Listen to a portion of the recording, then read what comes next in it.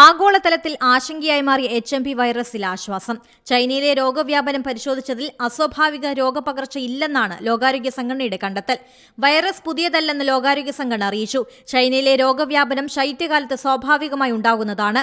വലിയ ആശങ്കയുടെ കാര്യമില്ലെന്നാണ് ലോകാരോഗ്യ സംഘടനാ പ്രതിനിധി പറയുന്നത്.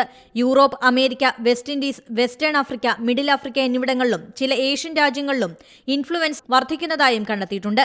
ശൈത്യത്തിൽ ശ്വാസകോശ രോഗങ്ങൾ വർദ്ധിക്കുന്ന രാജ്യങ്ങളിൽ പ്രതിരോധ മാർഗങ്ങൾ സ്വീകരിക്കണമെന്ന് നിർദ്ദേശമുണ്ട്. അതേസമയം HMP വൈറസ് കേസുകൾ പലയിടങ്ങളായി സ്ഥിരീകരിച്ച പശ്ചാത്തലത്തിൽ ഇന്ത്യയിലും ജാഗ്രത കർശനമാക്കി. സംസ്ഥാനങ്ങൾക്ക് ജാഗ്രതാ നിർദ്ദേശം നൽകിയിട്ടുണ്ട്. പല സംസ്ഥാനങ്ങളും ആശുപത്രികളിൽ പ്രത്യേക ICU വാർഡുകൾ അടക്കം സജ്ജമാണ്. മുൻകരുതലായി നിരീക്ഷണം ശക്തമാക്കാൻ കേന്ദ്രം സംസ്ഥാനങ്ങൾക്ക് നിർദ്ദേശം നൽകി.